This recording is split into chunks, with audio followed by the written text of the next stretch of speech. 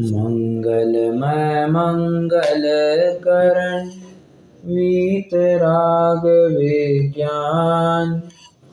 नमो ताहि जात भय अरहंतादि महान।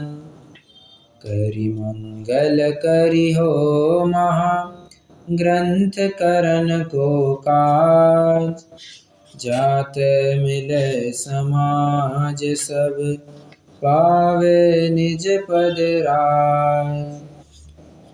सो निज भाव सदा सुखद अपनो करो प्रकाश। जो बहुविधि भव दुख निको करिहै सत्यानाश।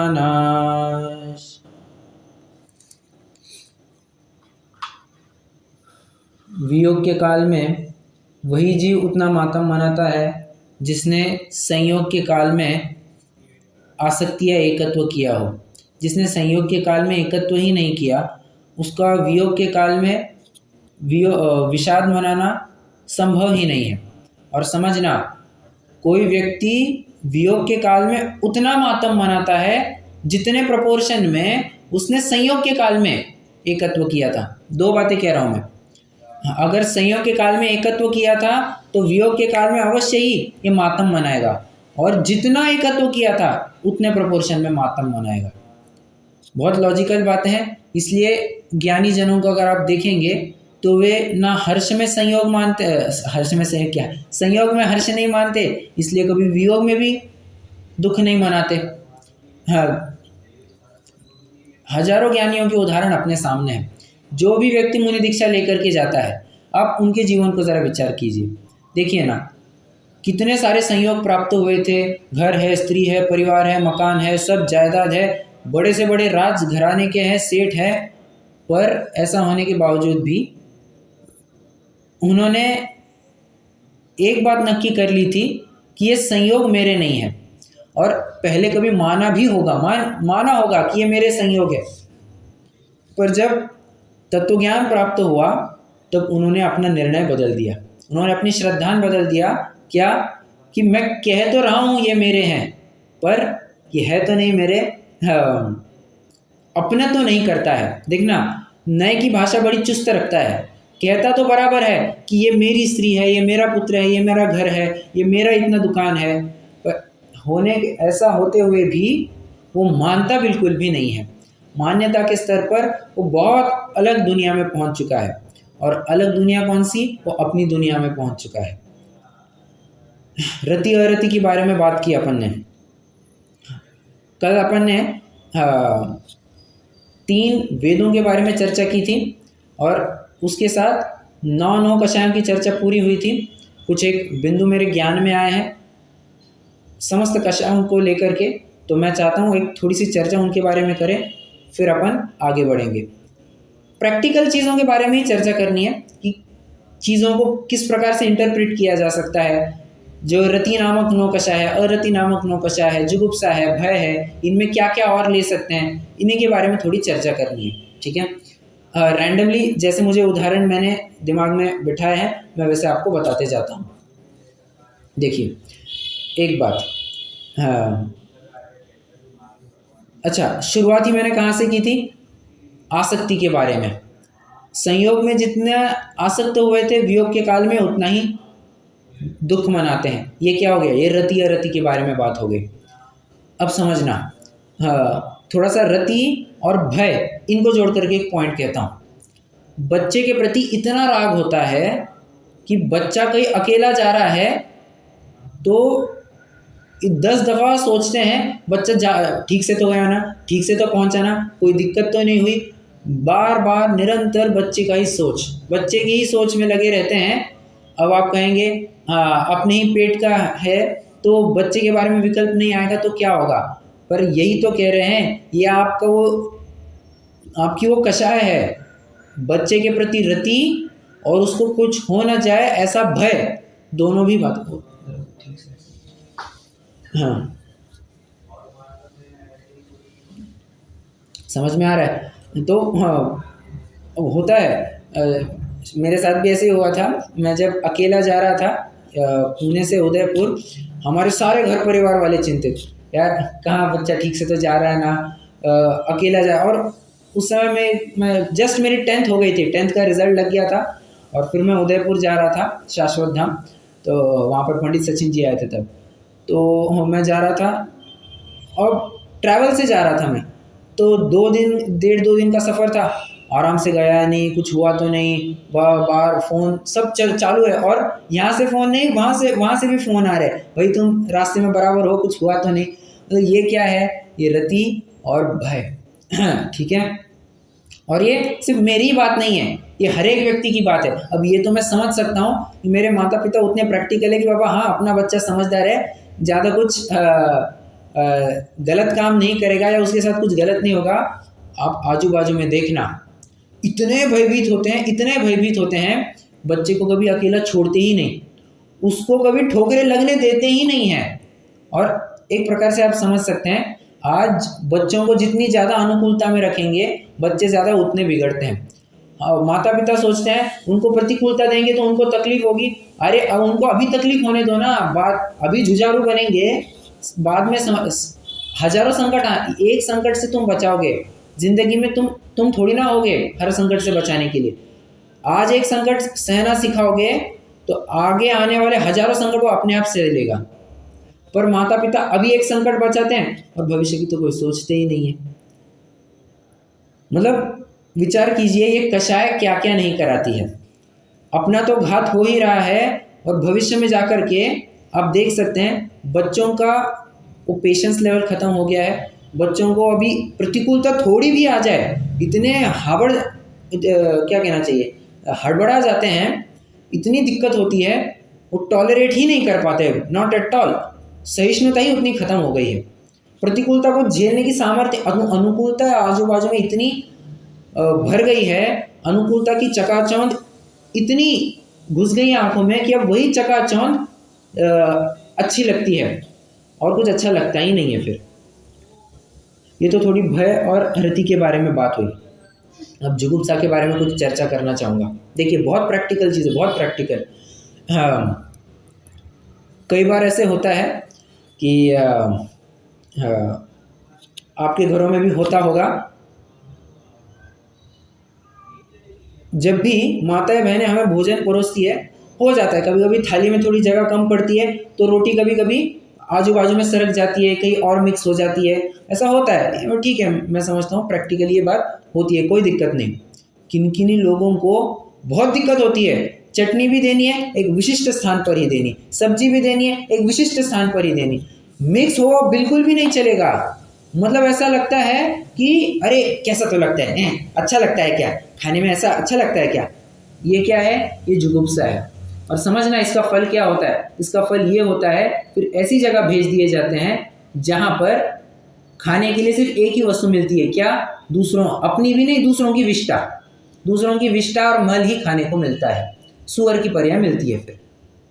मतलब एक हमारा परिणाम, एक हमारा भाव हमें कहाँ लेकर के जाता है। हाँ, खान पान के बारे में और समझना, कभी कभी होता है ऐसा। अब देखो पहले तो बहुत कितने जनों ने एक्सपीरियंस किया है वैसे, हाँ, कि आप कुछ परोसने जाते हैं और वो कहीं और गिर जाता है तो सामने वाला चिड़चिड़ करता है।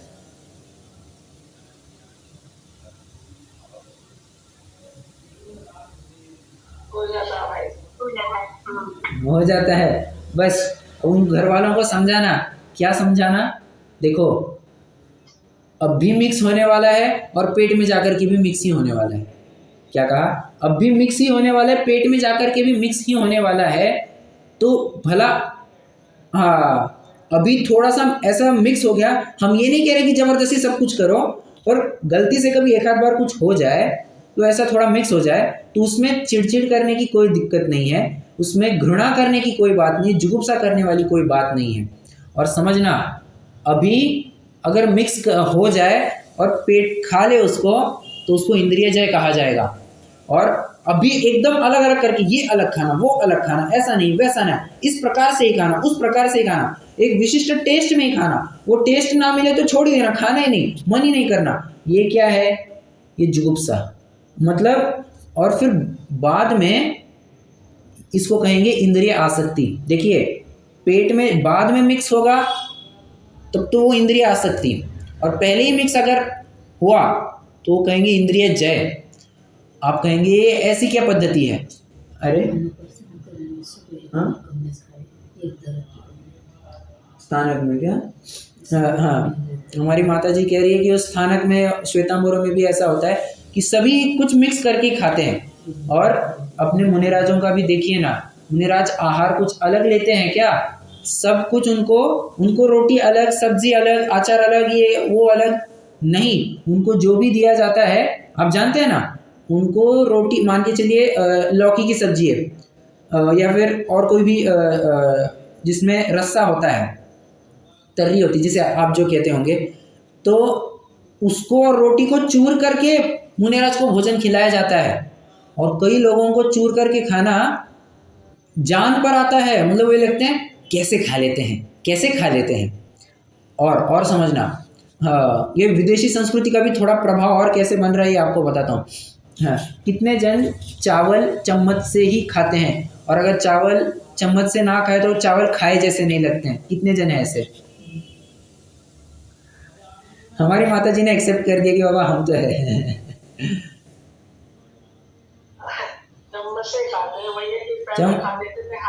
हाँ, हो गया ना।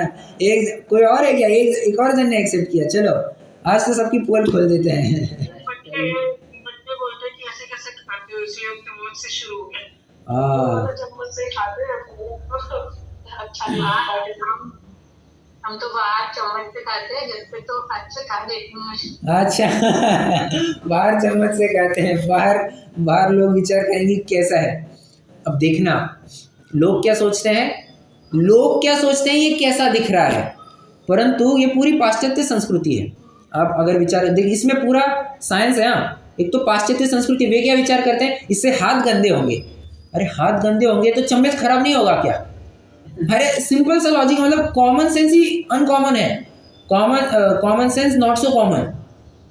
हाथ खराब होगा तो चम्मच खराब नहीं होगा, और अगर चम्मच खराब होने वाला है तो हाथ खराब, कहीं ना कहीं तो साफ करने के लिए पानी तो वैसे ही लगने वाला है, बराबर। तो क्यों इतनी घृणा होना कि हाथ से खा रहा है तो दिक्कत होगी। मैं ऑफिस में जाता हूँ तो और भी दिक्कत होती है।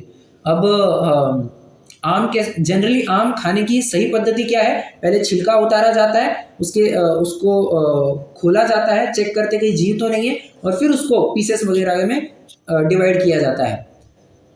यूजुअली बाहर लोग कैसे करते हैं, छिलके सही थी उसको स्लाइस कर देते हैं और फिर चाट करके खाते हैं, बराबर। अब मेरा दोस्त जो मेरा सीनियर है, उसने क्या किया, वो थोड़ा सा ओवर सोफिस्टिकेटेड होने गया।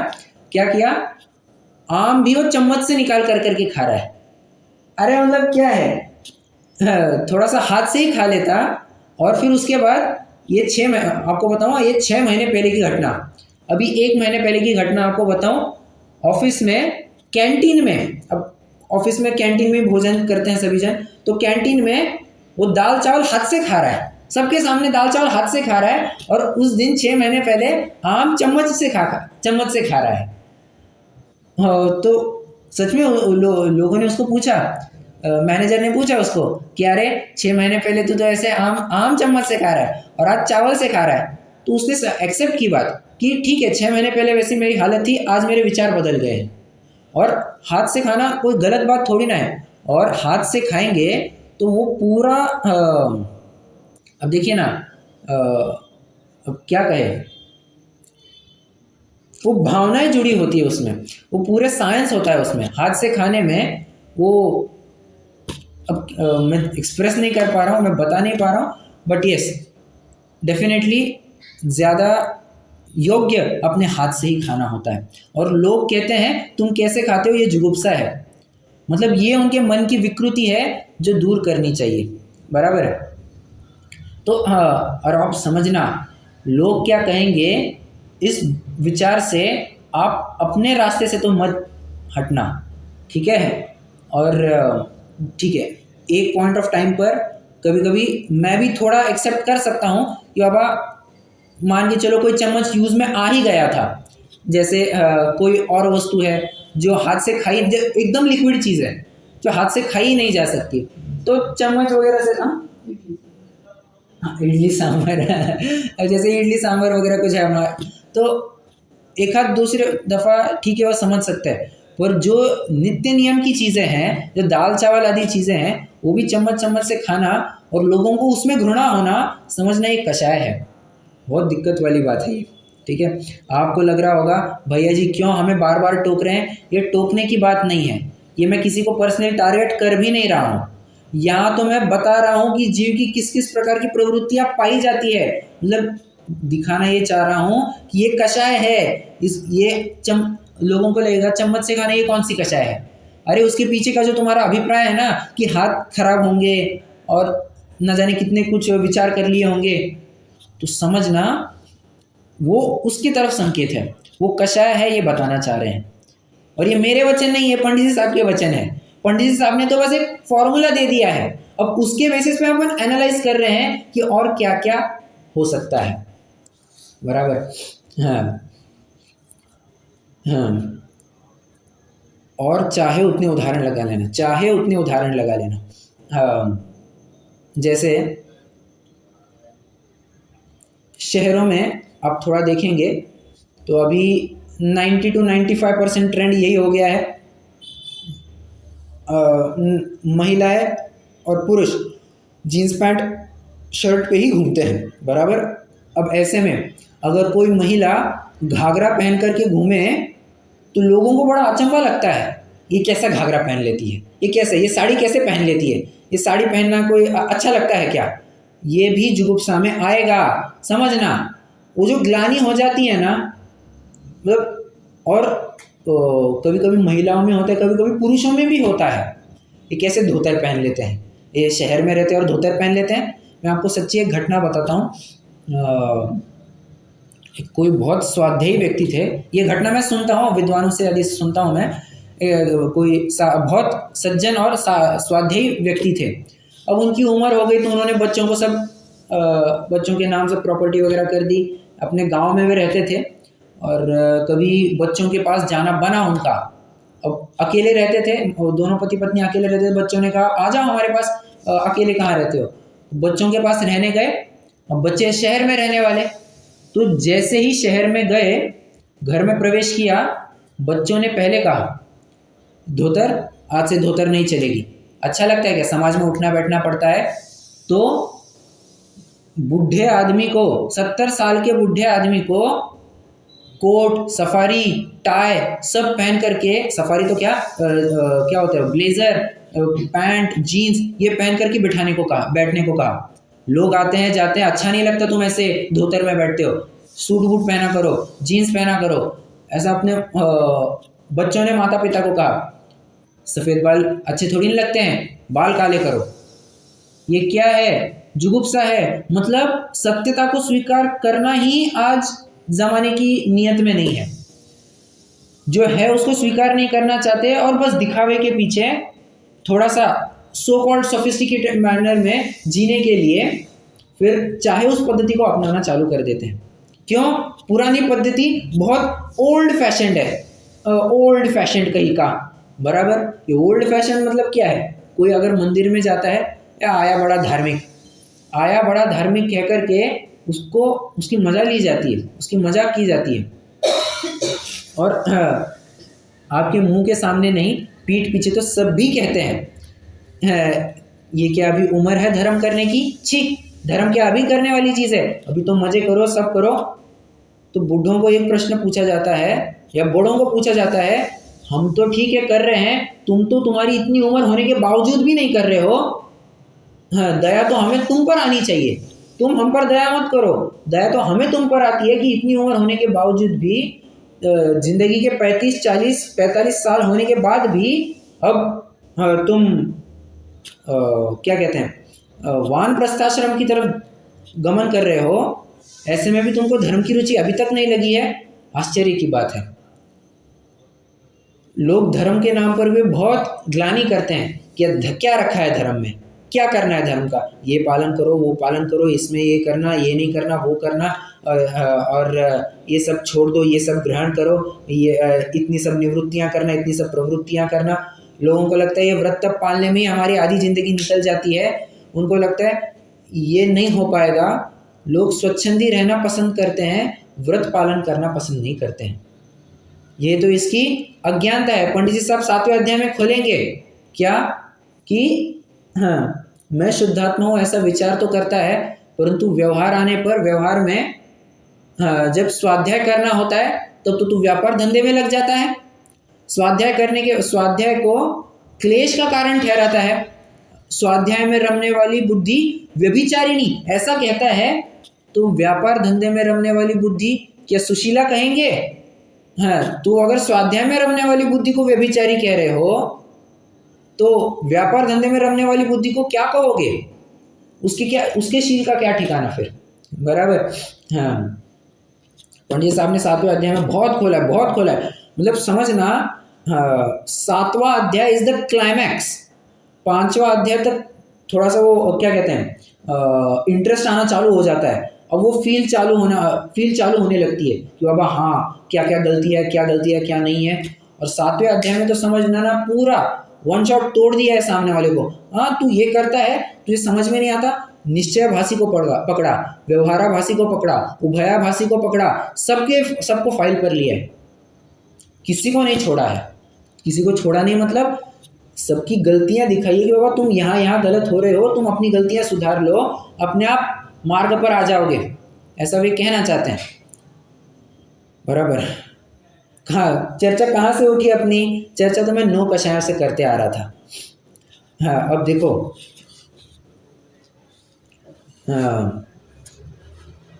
प्रश्न है मेरा, ये रति, अरति, शोक, भय, जुगुप्सा, ये सब कषाय, 9 कषाय कह लीजिए, ये सब्जेक्टिव है। सब्जेक्टिव मतलब समझते हैं ना? सब्जेक्टिव मतलब समझते हैं क्या?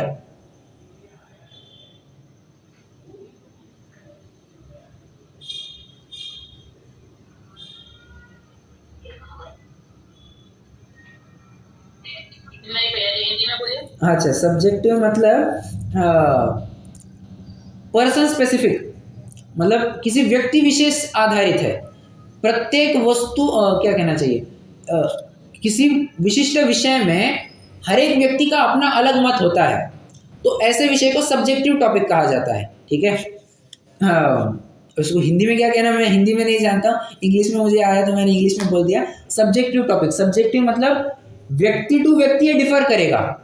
विशिष्ट परिस्थिति में कोई व्यक्ति कैसे रिएक्ट करता है, कि प्रत्येक व्यक्ति टू व्यक्ति डिफर करेगा। बराबर। कोई घर में गुजर गया, किसी को बिल्कुल दुख नहीं होता है, किसी को बहुत दुख होता है, किसी को मध्यम स्वरूप में दुख होता है। बराबर। हाँ, मान के चलिए कोई अब कैसे कहूँ मैं, चलिए थोड़ा सा इसी पॉइंट को मैं रति के माध्यम से एक और उदाहरण देना चाहता हूँ। देखो, ये पहले जो सती परंपरा चलती थी, सती परंपरा क्या है? सती परंपरा पति जाने के बाद जी, मैंने पति के बाद पत्नी का अग्नि में कूद जाना। बराबर। तो पति का मरण हो गया तो पत्नी भी स्वयं को आहूत कर देती थी, इस विचार से कि जो मेरे थे सब कुछ यही थे, जो मेरा अस्तित्व था इन्हीं के होने से था, अब वे ही नहीं रहे तो मैं किस काम की, इस विचार से वो अग्नि में प्रवेश कर जाती थी। अब समझना, कई जगहों पर ऐसे होता होगा कि जबरदस्ती स्त्री को सती चढ़ाया जाता था, और कई सारे स्थानों पर स्त्री स्वयं सती हो जाती थी, मतलब अग्नि में प्रवेश कर जाती थी। पर इसके बारे में क्या, इसके बारे में भैया जी ये भी सुना था कि मतलब तो कुछ लोग होते थे ना कि मतलब तो हमारे साथ लोग गलत करेंगे, अत्याचार लोग होते थे ना, उसके चक्कर में सती प्रथा ये अब हाँ, वैसा भी हो सकता मेरा बचना मुश्किल है। वैसा भी हो सकता है, वैसा भी एक कारण हो सकता है। पर जनरली जो देखने में आता था, तो मैं उनकी बात कर रहा हूँ। तो विद्वानों ने हम ये समझाया कि सती चढ़ करके कुछ फायदा है क्या? माना कि तुम्हारी भावना अच्छी है, मतलब चरणानियों की अपेक्षा तुम्हारी भावना सच्ची है क्या, कि पति तुम्हारे शील की रक्षा करने वाला था। अब जिसके लिए जो लाली पुताई होती थी, थोड़ा सा बहुत ही अलग वे में बात कर रहा हूँ मैं, मतलब जिसके लिए भी श्रृंगार होता था, अब उस श्रृंगार करने का कोई योग ही नहीं बचा, तो स्वयं का अस्तित्व क्यों रखना? ये बात गलत है। तुम धर्म साधना में अपना समय लगाओ ना। हाँ, जो तुम्हारे मन का शल्य है कि बाबा ये नहीं रहे तो मेरा अस्तित्व क्या, तो अब इस शल्य को श्रद्धान में बदल दो कि हाँ, इनके अलावा भी मेरा अस्तित्व है और मैं अपना आत्म कल्याण कर सकती हूँ। तो ऐसा क्यों नहीं हो सकता? बराबर। तो ये कहीं ना कहीं रति के पॉइंट में जा सकता है कि ये मेरे सब कुछ थे, अब इनका ही नहीं, ये ही नहीं रहे तो मैं क्या करूँ, कूद जाओ अग्नि में। ये थोड़ी ना होता है, ये पागलपंती नहीं होती है। हाँ, पति मरने के बाद हाँ, पत्नियों को तो यही सलाह, विधवाओं को यही सलाह दी जाती है, बाबा अब अपना समय धर्म साधना में लगाओ। बराबर। मतलब और समझना। वे अब थोड़ा सा मैं रैंडम, जब मैंने कहा था ना, मैं थोड़ा रैंडमली ही पॉइंट्स उठाऊंगा। मुझे एक वेद का पॉइंट याद आ गया तो मैं आपको वो बताता हूँ। अब देखो, मैं जो इस टॉपिक को अब छेड़ने वाला हूँ वो बहुत ही सेंसिटिव टॉपिक है, बहुत सेंसिटिव टॉपिक है। पर इसमें क्या बात है, जिनागम किस प्रकार से बात करता है, मैं उसके बारे में चर्चा करने वाला हूँ। ठीक है, ये मेरी अपनी कोई बात नहीं है, ये जितने भी विद्वानों की बात है, आचार्यों की बात है, ग्रंथों में बात आई है, उसके अनुसार मैं बात करने वाला हूँ। ठीक है, प्रायः एक स्त्री की अपेक्षा ज़्यादा घटित होगा। बराबर। हाँ, एक घटना के माध्यम से मैं आपको इस वेद का थोड़ा सा पॉइंट बताता हूँ। आत्मानंद जी बाबा जी कुछ काल पहले होकर के गए बुंदेलखंड एरिया में। नाम सुना आपने? जी भैया, ये साहित्य में आता है ना। बराबर। तो बहुत ही सात्विक जीवन शैली वाले थे और बहुत ही उच्च विचार वाले थे। तो प्रायः जब भी समाज में कोई निर्णय वगैरह लेना होता था, कुछ विशेष महत्व की चर्चा वगैरह करनी होती थी, तो उसको लेकर के आत्मानंद जी बाबा जी को अवश्य उनके साथ विचार विमर्श किया जाता था। तो एक बार ऐसी घटना हुई कि कोई नई नवेली वधू थी और हफ्ते भर में ही उसका पति मर गया। नई शादी हुई है और पति मर गया। तो सभी समाज वालों ने सभी ये विचार किया, यार अभी तो शादी हुई है इसकी, कोई ज़िंदगी भी चालू हुई है क्या? और ऐसे में फिर निर्णय ये लिया गया कि इसकी दूसरी शादी कराई जाए, उस वधू मतलब उस विधवा की दूसरी शादी कराई जाए, ऐसा सभी ने निर्णय लिया। पर बाबा जी के पास भी एक बार विचार प्रस्तुत किया उन्होंने। तो आत्मानंद जी बाबा जी ने कहा, उस लड़की को कहा, बेटी सुनो, देखो तुम दूसरी शादी करोगी, क्या गारंटी कि वो दूसरा पति भी जिंदा रहे? फिर मान के चलो हफ्ते भर में वो भी मर जाए तो तीसरी शादी करोगी, फिर तीसरा पति भी मर जाए तो चौथी शादी करोगी, ऐसे कितनी शादियां करोगी? और ऐसे शादी करते करते फिर तुम में और वेश्या में अंतर क्या रहेगा? बराबर। इससे तो बेहतर है कि अब देखो, अब तो वैराग्य का प्रसंग भी आ गया है, अब तो भला है तुम अपना पूरा समय आत्म कल्याण में लगा दो। अब दोबारा शादी करने की कोई बात नहीं है। जो विषय तुम्हारे अंदर, यौवन के विषय तुम्हारे अंदर पनप रहे थे, अब उनके ऊपर दमन करने का, उनको शमन करने का तुम्हारे पास स्वर्णिम अवसर आया है, अवश्य ही तुम्हें उसका प्रयोग करना चाहिए। और बाल बच्चे भी तुम्हें वैसे कोई है नहीं, तो तुम अवश्य ही अपना पूरा जीवन अब इस धर्म साधना में लगा सकती हो। अब ये घटना सुनकर के आज अगर इस घटना को मान के चलिए, आज ये घटना घट जाए आज के परिप्रेक्ष्य में, तब तो 100% दूसरी शादी कराएंगे ही कराएंगे। फिर अगर कोई ये विरोध करे कि दूसरी शादी नहीं करानी चाहिए, लोग उसको पागल कहेंगे। अभी तो क्या ज़िंदगी चालू हुई है, अभी तो उम्र है विषय भोग भोगने की। पहला पति मर गया तो क्या हो गया, या पहली पत्नी मर गई तो क्या हो गया, लगाओ दूसरी शादी कराओ। हाँ, एक प्रकार से समझना, पति की किसी पुरुष की दूसरी शादी हो जाए तो पुरुष के ऊपर कोई दाग नहीं लगता, परंतु स्त्री का शील इतना नाजुक होता है और उसको बहुत सुरक्षित रखना पड़ता है। एक बार दाग लग गया सो लग गया, फिर बाद में उसको पोंछा नहीं जा सकता है। इसलिए स्त्रियों के बारे इसलिए आपने प्रथमायुग की कोई भी घटना उठाना, कोई भी, आपने ये तो सुना होगा कि एक राजा की 96,000 रानियां हैं, परंतु कभी आपने ये घटना नहीं सुनी होगी कि एक रानी के 2 राजा हैं। आपने कभी ये घटना नहीं सुनी होगी। संभव ही नहीं है, ये बात संभव ही नहीं है। और जो ऐसे विषयों में प्रवर्तते हैं कि 2-2 पुरुष रखते हैं, एक स्त्री अगर 2-2 पुरुष रखती है तो समझ लेना चाहिए फिर उसका जीवन कोई वेश्या से तो कम नहीं है। क्यों? हाँ, वेश्या करती क्या है, किसी एक पुरुष के तक थोड़ी ना सीमित रहती है, वो एक से ज़्यादा पुरुषों में चली जाती है। अब स्त्री का भी क्या हो गया है, बराबर।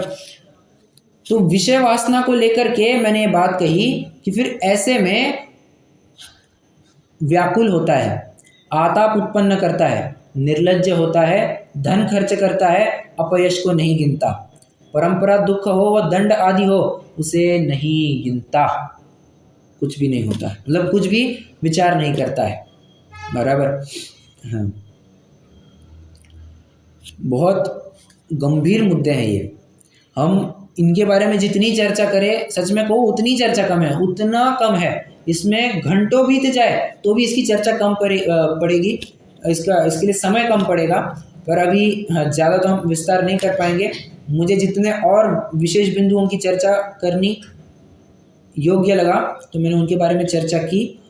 अभी हमें एक नवीन विषय की तरफ बढ़ना है।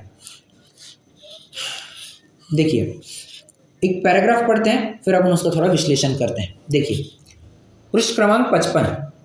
यहाँ ऐसा विचार आता है कि यदि इन अवस्थाओं में न प्रवर्ते तो क्रोधाधिक पीड़ा उत्पन्न करते हैं, और इन अवस्थाओं में प्रवर्ते तो मरण पर्यंत कष्ट होते हैं।